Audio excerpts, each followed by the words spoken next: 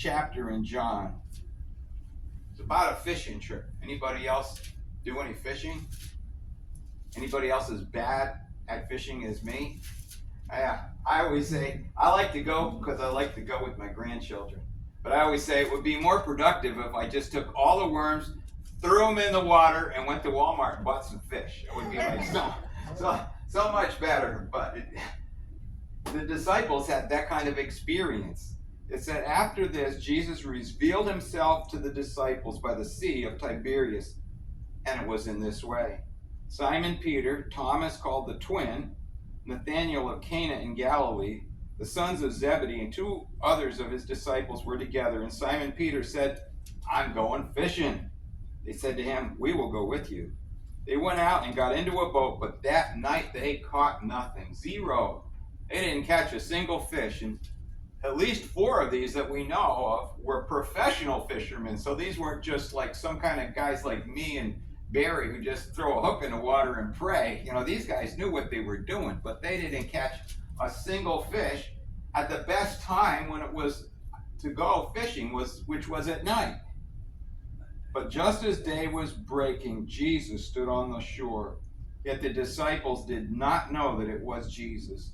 And Jesus said to them, "Children, do you have any fish?" And they answered him, "No." He said to them, "Cast the net on the right side of the boat, and you will find some." And so they cast it, and now they were not able to haul it in because of the quantity of fish. And that disciple who Jesus loved, that was John. That's the way he always says. He doesn't like to say it was me. He just says he liked me the best. The one that Jesus loved said to Peter, "It is the Lord." And when Simon Peter heard that it was the Lord, he put on his outer garment, for he was stripped for work, and threw himself into the sea. The other disciples came in the boat, dragging the net full of fish, for they were not far from the land, but about 100 yards off. When they got on land, they saw a charcoal fire in place with fish laid on it and bread. And Jesus said to them, "Bring some of the fish that you have just caught." And Jesus said to them, "Come and have breakfast."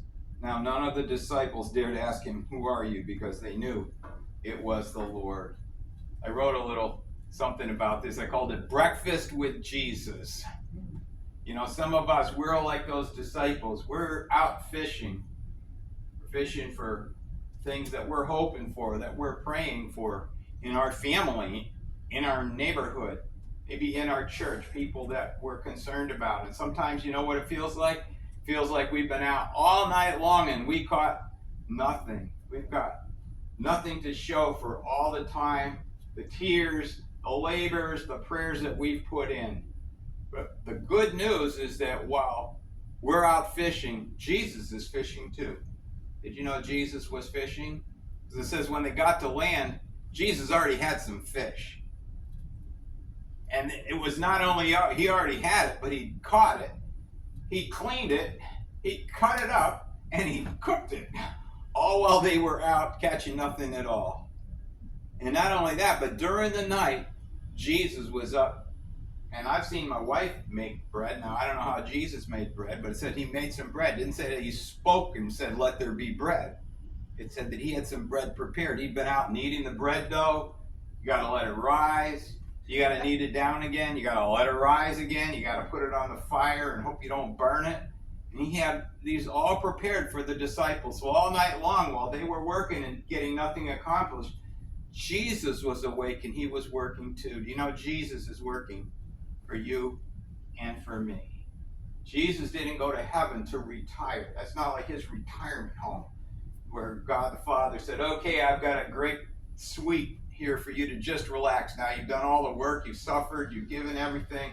Now you can just relax in heaven." It says in the Bible that Jesus ever lives to make intercession for the saints. In other words, Jesus is praying for us. Jesus said, "I go to prepare a place for you." While we're down here, we feel like nothing's getting done. You know what? Jesus is working for us. Jesus is caring for the things that are going to matter for all eternity. Jesus is out catching fish even when we're not catching anything. And Jesus is preparing it. But you know, God knows our hearts. And he said to them when they finished fishing all night with catching nothing, he says, you know what? Cast your net on the other side of the boat. Now, how many people has ever been in a small boat? Anybody? I don't know if you ever look down at the water, but you know the water on the left side of the boat is the same as the water on the right side. It's just like if 3 seconds go by, you've just drifted over that. But he said, cast it on the right side. He just didn't say cast the net again. Jesus knows where the fish are, and he knows what our hearts need. Sometimes we don't need to have that. Jesus didn't need these fish. He already had enough for breakfast for everybody. Sometimes he just wants to bless us, and he says, you know what? Throw that net on the other side of the boat. Now, you've been trying with your neighbor for years to get him to come to church, but maybe there's somebody else out there on the other side of the boat. Why don't you invite somebody else? Somebody at the store, somebody at the gas station, maybe somebody else in your family that you just sort of wrote off. I had a cousin named Derek. Derek was so bad, I didn't pray for Derek. I'm so ashamed that I didn't pray for Derek. I figured if there's anybody never going to get saved, it's Derek. And then I heard the news from one of my other cousins. Did you know Derek became a Christian and he stays up reading the Bible all the time? I'm like, boy, what a schlump I am. I never prayed for Derek because I figured here's a kid always doing drugs, getting in trouble, doesn't want to obey any rules. Why should I pray for Derek?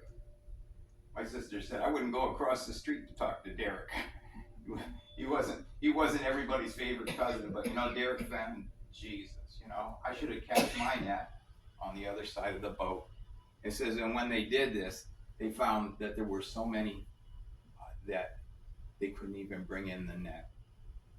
And then Jesus says, come and have breakfast. You know, we often think of we're going to sit down with Jesus at the marriage supper of the Lamb. How many's ever heard of that? You heard the pastor say that? And I always picture like the end of the day, like a big dinner. And, you know, the day is over and the banquet hall is set and all the places are set and the silverware is set just so. I know my wife, that might be her job in heaven. She knows exactly how the silverware is supposed to be set because she's always saying, now you have the fork in the wrong place and the knife in the wrong direction. Everything's going to be perfect. But you know what? It isn't necessarily a dinner we're going to get when we get to heaven. It could be breakfast. Because you know why? Because the night of this life will be over. And the new morning of heaven will dawn. And Jesus will open heaven's door and he'll say, I've been watching you all night. I've been preparing for you to come. Come and have breakfast with me. Won't it be wonderful one day we walk through the door and Jesus says, come and have breakfast in heaven. Lord, we just